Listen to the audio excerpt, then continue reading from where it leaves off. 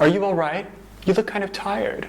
If you wear makeup on a regular basis and you show up to work, school, or court, that one time when you're not wearing any makeup, you may have heard this and even questioned, what makes me look so tired when I'm not?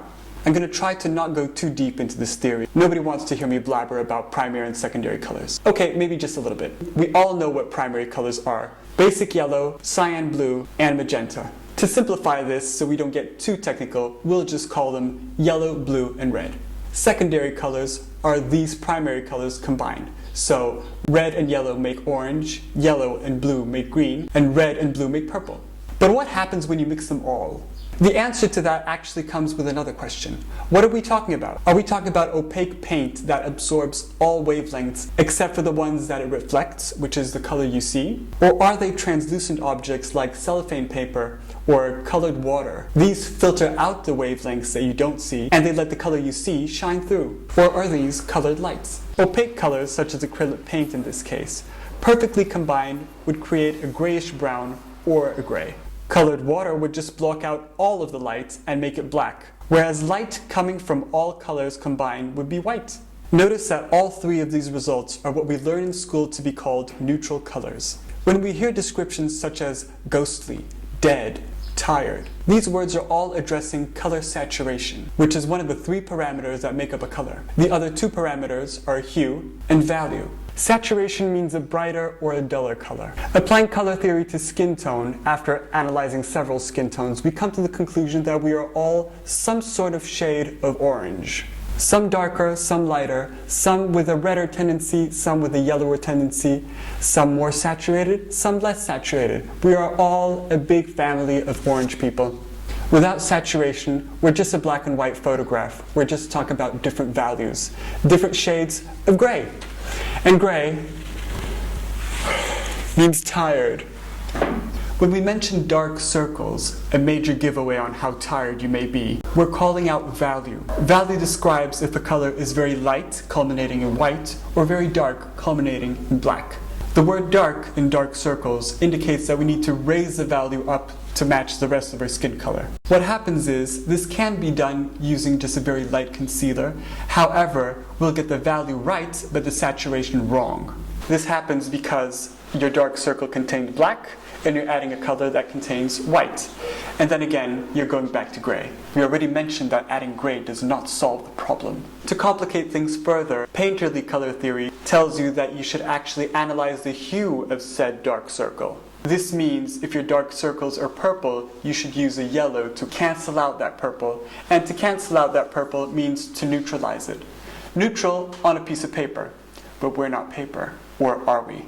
When we look at traditional painterly color theory, we realize that neutral means neutral colors. Black, white, and gray. And we're tired again. When we're talking about makeup, the word neutral means something that blends in with the rest of your skin tones. And we all know that gray eyeshadow that you found in your mother's drawer does not blend in. That means everyone's neutral is different. But I stand by the theory that we all have a common denominator and have a place in the orange rainbow. So what is this demon that is taking away our saturation and making us look gray and tired? The answer to that is very easy. You just have to take a look at a good old-fashioned color wheel. That's right, Sherlock, you got it. When you add blue to your skin, you're taking away saturation. And I don't just mean pure blue, I mean any color that contains blue. So I'm talking about the greens and the purples, that's it. So let's go back to your purple dark under eye circles. Does it matter that they're purple? The truth is that all you really have to know is that they're low in saturation. And by adding a yellow concealer, you're actually combining the yellow with the blue component of the purple. That's why you're getting a green under eye. This means that no matter what the hue of your dark circles, the real problem is that they're dark and unsaturated. So some kind of orange is always in demand. Now realize how pure orange is just a wasted product. If you apply it pure, you'll most likely have to do some adjustments over the top. Is a pure orange lighter or darker than your skin tone?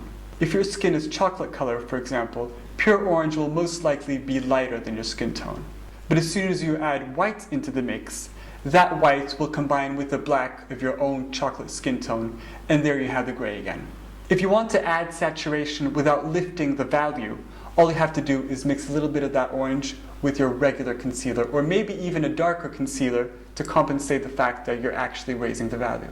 If your skin is ivory colored, on the other hand, pure orange will most likely be darker than your skin tone, so you'll have to add quite a bit of white. Well, isn't that combination really close to the actual ivory skin tone? No, you're actually taking away the blue. Dark circles in this skin tone actually contain too much blue, and that's why they're grayish. But orange is a secondary color. That means you mix yellow and red, and there's 1,000 different proportions that you can use. How do you know which hue of orange you're supposed to use? You may be subject to a little trial and error here. Rule of thumb, if your skin is yellow-based, your orange should be yellow-based as well.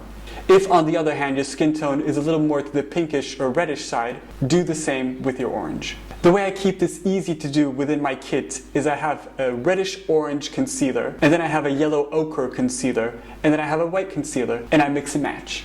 The same theory goes for covering red marks with a green concealer. Is that really necessary? There's no doubt that if you mix red and green, you'll get a low saturation color such as gray or brown.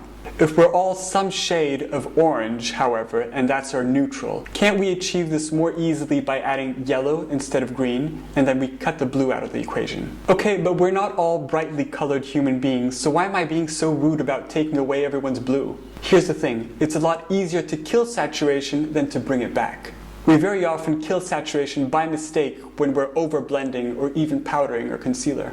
If you find that your concealer is too bright once you're done concealing, you can just add your own skin tone concealer over the top of that.